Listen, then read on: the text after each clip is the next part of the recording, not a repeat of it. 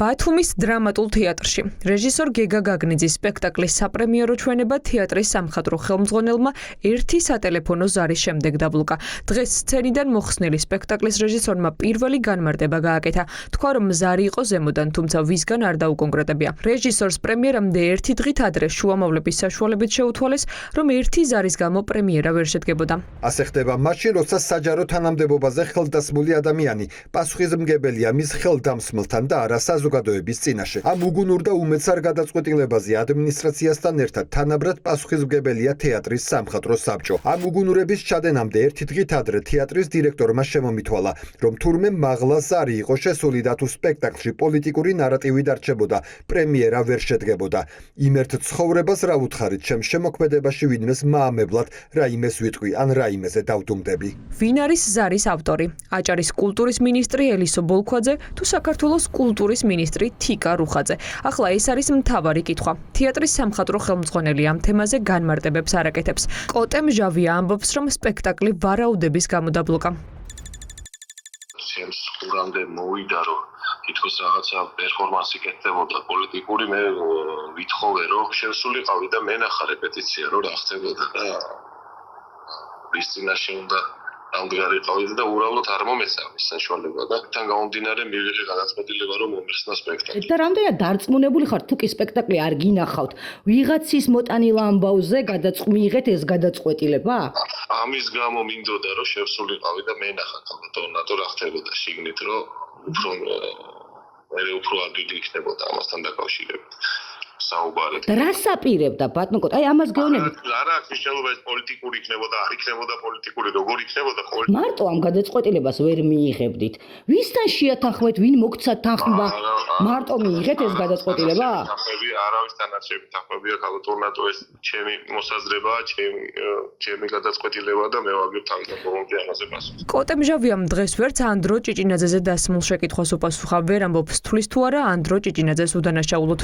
ანდრო ჭიჭინაძე უნდა იჯდეს თუ არა ციხეში და როგორ ფიქრობთ, არის თუ არა ის პოლიტიკის ტყვე პირდაპირ მნიშვნელობით?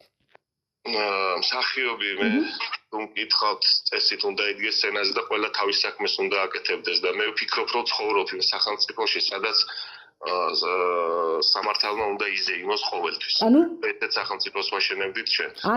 მე ვენდობი ჩემს სახელმწიფოს და თქვენ ფიქრობთ, რომ ანდრო ჭიჭინაძე მართლაც დამნაშავეა და ამაზე კომენტარს არ გავაკეთებ.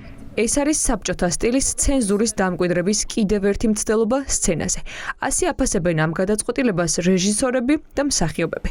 ფიქრობენ, რომ ხალხს, რომელსაც ვერ აკონტროლებს ხელისუფლება, ამ ფორმით სამაგალითოდ სჯის და თავისუფალ თეატრს ანადგურებს. ადგილობრივ დონეზე მგონია ეს ამბავი გადაწყვეტილი და იქ აჭარის კულტურის სამინისტროს დაინტერესება მგონია ამ ფაქტში. შემოვლითი გზით ცენზურის ამბავი და გაფრთხილების ამბავი რა, ეს გეგას ისტორია. ეს არის დასჯის მეთოდი. ადამიანს, რომელსაც ვერ აკონტროლებს ხელისუფლება, ხალხს, რომელსაც ვერაფერს ვერ უშვება, ამგვარი ფორმით სჯის. ეს არის ცენზურა, აკრძალვა და შეზღუდვა მაქსიმალურად საარტისტული და შემოქმედებითი სივრცეს. ასეთი რამ საქართველოს უახლეს ისტორიას არ ახსოვს. ეს არის სპექტაკლის აკრძალვის პირველი შემთხვევა. ხელოვანებს არც ერთი ხელისუფლების პირობებში არ ახსენდებათ სპექტაკლები დაებლოკათ ან დაეცენზურებინათ. ფიქრობენ, რომ ხელოვანების პროტესტით შეშინებული ხელისუფლება თავისუფალი აზრის ჩახშობას ასეც ცდილობს. საქართველოს ისტორიაში იგი მოხდა პირველად, როცა სპექტაკლი ესე პირდაპირ ერთი ხელის აღებით აიგრძალა. აკრძალვა არის ერთ-ერთი მძიმე ხელი, რკინის ხელი, რომელიც რაიცეს პოვს და აღჭობს თავისუფლებას, ალბათ თავისუფალ ხელოვნებას. იმიტომ რომ ვერც ერთი ხელოვანი, დიდი ხელოვანები ვერ შექმნიდნენ ვერაფერს ღირებულს, რომ ყოფილიყო რაღაც ეს წარმოუდგენელი აკრძალვები და რაღაცეები. საკუთარ მაგალითზე შემიძლია გითხრათ, ჩემს მიერ ერთ-ერთ სპექტაკლმა გაიმარჯვა ერთ-ერთ ფესტივალზე საქართველოში და უბრალოდ იმიტომ, რომ გოგიძეს სცენაზე არ აუშვათ, მაგიტომ ეს პრიზი გადასცეს სხვას. ცენზურა ძალიან ძლიერად მუშაობს. ბოლოს მივა იქამდე, რომ რაღაც ვითირამბების მიძღვნილება იქნება სავალდებულო თეატრებისთვის, ეს ვალდებულებები ექნება და უბრალოდ ვერაფერს ვერ იზავენ, გააკეთებენ დამცირების ხარჯზე, საკუთარი სინდისის და საქართველოს გაყიდვის ხარჯზე ამ ყველაფერს ჩაიბენენ. ესე იქნება ასე მუშაობს დიქტატურა. ახლა საინტერესოა, კოტე მჟავიან პოლიტიკური დაკვეთა ვისგან მიიღო. ამ ფაქტის გადამოწმება აჭარის ავტონომიური რესპუბლიკის კულტურის მინისტრთან, ელისო ბოლქვაძესთანაც ვცადეთ, თუმცა ის ჩვენს სატელეფონო ზარებს არ პასუხობს.